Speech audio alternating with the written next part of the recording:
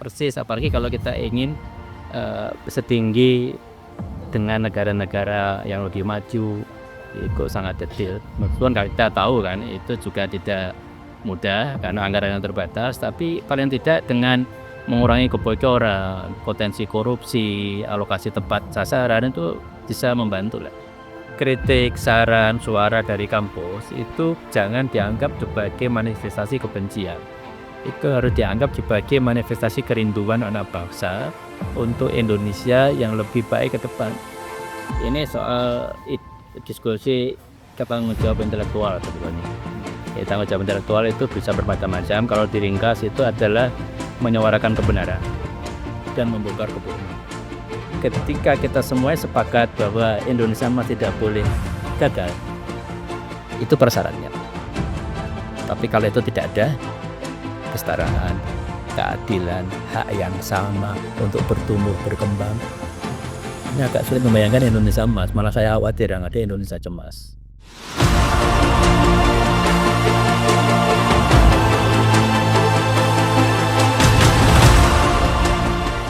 Oke, Mas Profesor, tapi saya sepertinya nggak boleh ya keberatan ya dipanggil Mas Profesor. Oke, Mas Fatul, ini ketemu Mas Fatul, beliau adalah sahabat saya waktu SMA, waktu kuliah di ITB, dan sekarang menjadi pendidik ya, Mas Fatul, kalau menurut Mas Fatul ini apa komentarnya terhadap kondisi pendidikan di negeri kita ini? Terima kasih Mas Didi. Satu, banyak pekerjaan rumah. Banyak pekerjaan rumah. Ya, kalau diringkas sebetulnya ada 3 masalah. Dan ini bukan masalah baru. Satu, terkait dengan kualitas pendidikan. Ini disparitasnya masih luar biasa di seluruh Indonesia, apapun jenjangnya. Yang kedua, terkait dengan akses anak bangsa yang punya kesempatan duduk di bangku pendidikan berkualitas sampai jenjang perguruan tinggi terutama, itu masih sangat minimal. Yang ketiga, soal relevansi. Bagaimana apa yang diajarkan dengan yang dibutuhkan di masyarakat. So, ini bisa beragam peran kan, mulai di industri, kemudian di pemberdayaan masyarakat dan lain. Nah, kalau 3 masalah ini menjadi fokus dan dikerjakan bersama-sama karena jujur, tidak dengan pendekatan yang superficial gitu, terlihat bagus tapi sebetulnya itu banyak kosmetika yang menempel, ini jadi masalah.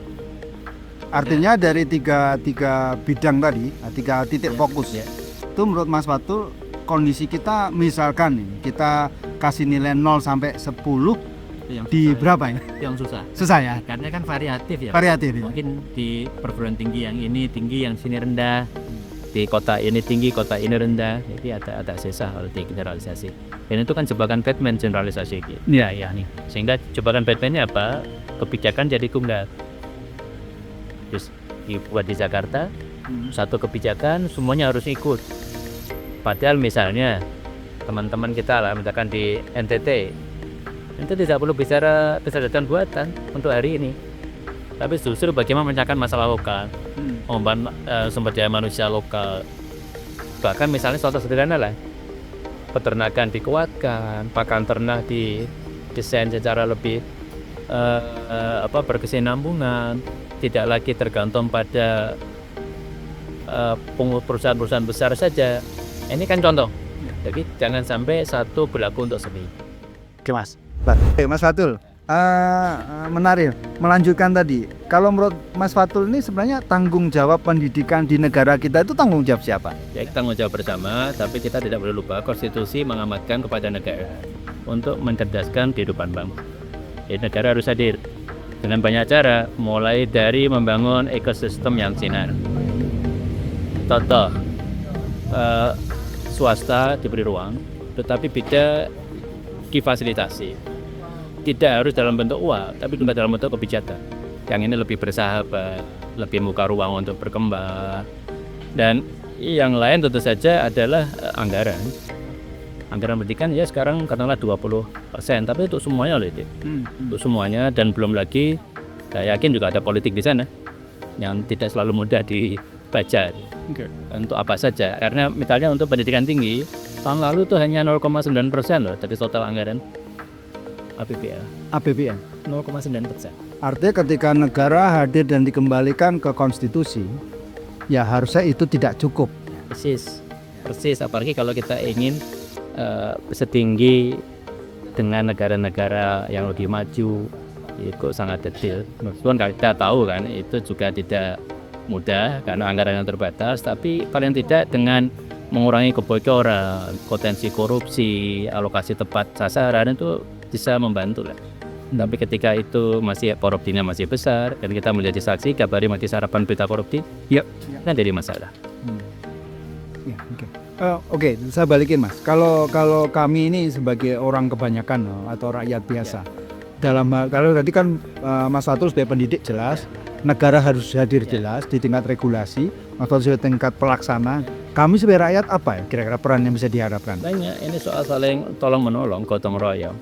Contoh sederhana lah, perguruan tinggi swasta yang sudah mapan itu bisa memberikan ruang bahwa pendidikan tidak hanya hak yang kaya, tapi yang tidak punya kapasitas keuangan cukup dari kalangan-kalangan yang terpinggirkan harus dikasih bangku dengan program-program afirmasi. Ini penting dan ini kalau menjadi gerakan bersama maka semakin banyak anak bangsa yang terbuka untuk mengakses pendidikan yang lebih baik. Di samping juga karena perusahaan-perusahaan swasta, orang-orang kaya itu bisa lah menyisihkan sebagian hartanya misalnya untuk membantu mereka yang tidak beruntung secara ekonomi.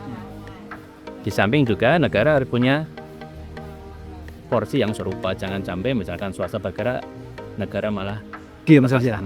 jadi ya. Sibuk yang lain Mas.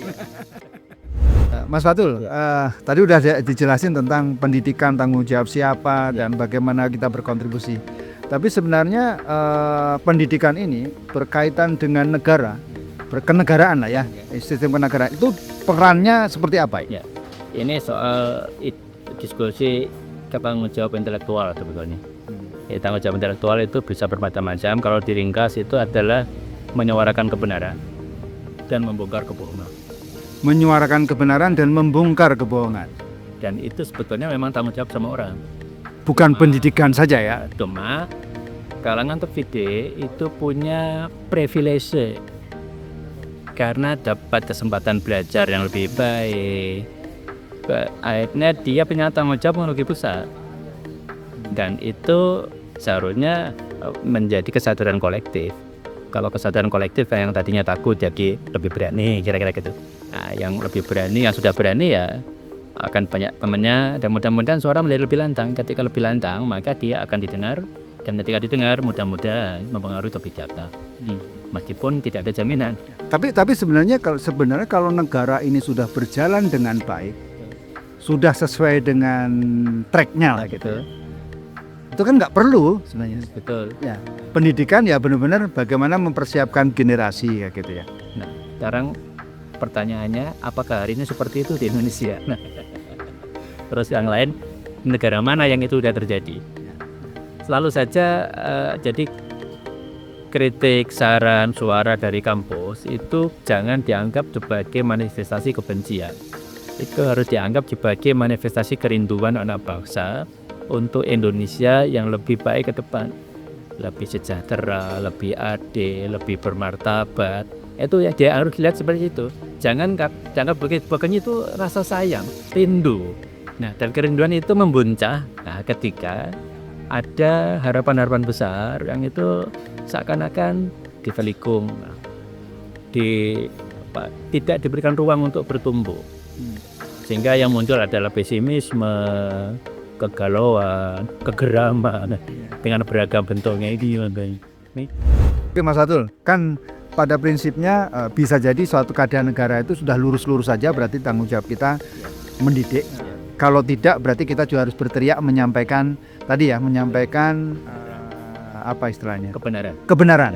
Dan diharapkan didengar dan bisa merubah kebijakan gitu ya. Nah, anggap semuanya walaupun kita tahu tidak demikian, tapi anggap semuanya berjalan dengan baik di negara ini. Kalau begitu apa sebenarnya yang menurut Mas Fatul pendidikan apa yang dibutuhkan generasi mudanya? Mas Didik, pertama kita harus memposisikan pendidikan itu apa? Ada satu bingkai yang bisa kita pakai bahwa pendidikan itu adalah membuka pintu peluang mobilitas ke atas. dengan beragam aspek lah, sosial, politik, ekonomi dan lain-lain. Ketika itu disadari bahwa pendidikan adalah pintu mobilitas ke atas dan ini artinya adalah perbaikan masa depan, maka ada banyak hal yang harus disiapkan bahwa manusia itu menjadi sebuah keseluruhan, tidak hanya otaknya saja, tapi juga sikapnya, moralitasnya, etikanya, semuanya harus digarap. Karena orang pintar bisa jadi banyak, tapi yang masih terjaga hati nuraninya, masih sensitif, masih terpantik ketika ada penyelewengan, Itu makin berkurang. banyak. Makin berkurang. Nah, pendidikan salah satunya adalah mengasah sensitivitas itu. Sehingga ketika sensitivitas itu masih hidup, sukmanya itu masih hidup, maka dia akan mudah tergerak ketika ada sesuatu yang tidak benar, ada sesuatu yang membutuhkan perhatian, ada sesuatu yang membutuhkan pertolongan. Nah ini penting. Betul, intelektualitas penting dikuatkan. Kecakapan teknis betul itu penting, tetapi jangan sampai lupa kecakapan yang lain, hubungan antar manusia. Bahkan tadi ketataran etis itu menjadi sangat penting. Ya, luar biasa nih Mas. Mas Fatul, kita kan tahun itu cepat sekali berubah dari yang anak baru masuk, lulus, kemudian bekerja dan sebagainya. Dan kita tidak terasa pasti nanti akan menghadapi Indonesia Emas tahun 2045. Menurut Mas Fatul dengan kondisi kita hari ini, tentu kita semua pengen berhasil ya 2045. Apa yang harus kita lakukan dari segi pendidikan, Mas? Oke, itu harapan semua anak bangsa. Ya. Tapi ada banyak pekerjaan rumah yang masih kita tuntaskan. Pendidikan menjadi pintu masuknya. Tapi paling kita bisa mulai bahwa pendidikan itu menjadi bisa menggerakkan ketika kita memulai dari sebuah kesadaran adanya kesetaraan. Kesetaraan. Artinya anak bangsa ini setara, punya hak yang sama, termasuk mengakses pendidikan, fasilitasi pendidikan dan lain-lain. Ketika itu terjadi, maka akan banyak hal yang kita lakukan secara kolektif dan itu penikmatnya tidak hanya kelompok-kelompok tertentu, tetapi seluruh anak bangsa.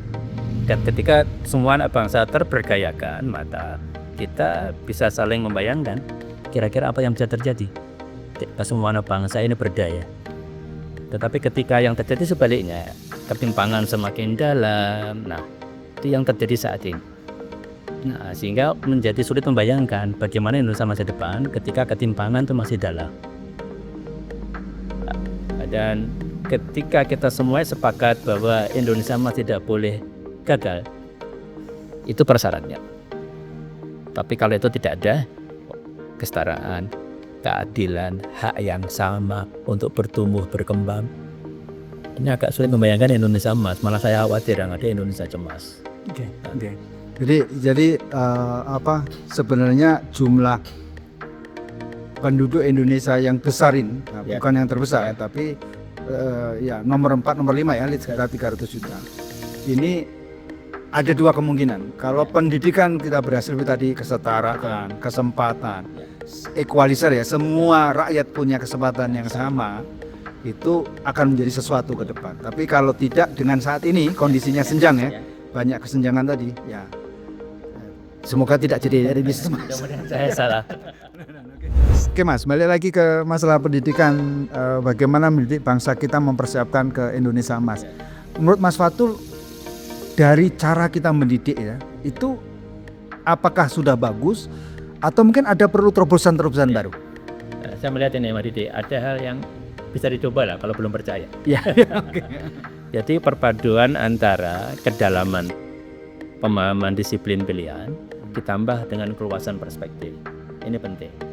Kedalaman disiplin pilihannya, keluasan perspektif. artinya kalau Tidak hanya mendalami ilmunya sendiri, tapi juga membuka diri untuk mendapatkan paparan dari perspektif lain. Ini penting, termasuk juga soal seni misalnya. Itu juga penting karena itu bisa mengasah sensitivitas. Ini bisa muncul di banyak hal lah. Bagaimana kita melihat situasi kemudian kita mengambil keputusan, ini kan sensitivitas. Bagaimana ada masalah kemudian kita tergerak, itu kan empati kan sebenarnya juga sensitivitas. Nah, saya kasih ilustrasi.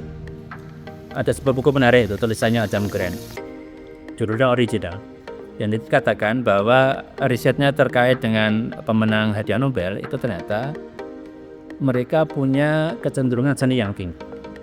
Dan ketika kecenderungan seni itu melibatkan motorik, seni peran misalnya, ternyata lebih kreatif. Lebih kreatif dibandingkan misalnya lukis. Lebih pasif. Dengan sastra itu lebih tinggi yang seni peran atau sulap misalkan. Nah, itu menjadi menarik. Dan ada ilustrasi menarik.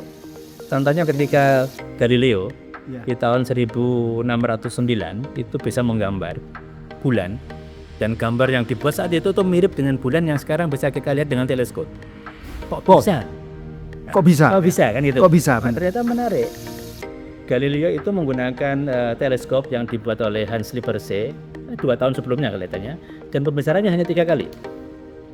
Akhirnya masih sangat terbatas. Sangat terbatas. Nah, karena ternyata Galileo itu selain dia menguasai astronomi, dia itu menguasai seni. Dia mengetahui teknik menggambar gelap terang, yang bahasa teknisnya chiaroscuro itu. Nah, dia melihat ketika melihat bulan kok ternyata gelap terang, pasti tidak rata. Nah, kemudian dia bisa menggambar yang bulan punya gunung, punya lembah dan lain-lain. Karena menggabungkan antara kedalaman disiplin pilihan tambah keluasan perspektif, dan seni bisa masuk di situ.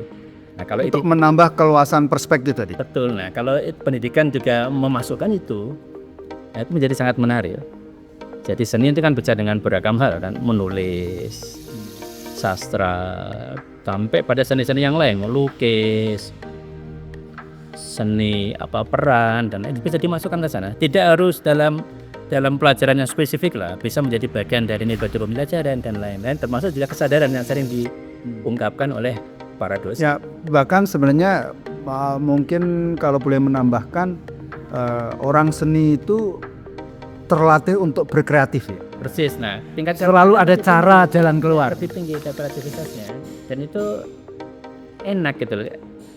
Dan saya beberapa tahun terakhir mengenalkan juga ke kawan-kawan di kampus mengajar dengan humor. Mengajar dengan humor. Humor itu bagian dari seni. Dan humor itu bisa membuat suasana lebih cair, hubungan sosial lebih dekat, dan ketika lebih dekat, transfer ilmu bisa lebih mudah, transfer nilai bisa lebih mudah. Jadi tidak harus serius, karena humor itu serius sebetulnya. Saya ingat dulu waktu ospek itu ada Sudarto ya, anak SGD sih, yang sekarang jadi dosen di salah satu universitas swasta di. Saya lihat di Instagram dia. Jadi kalau ada mahasiswanya telat, dia harus membuat pantun dan dia tidak upload. Jadi saya membaca aja lucu-lucu gitu. Itu penting itu.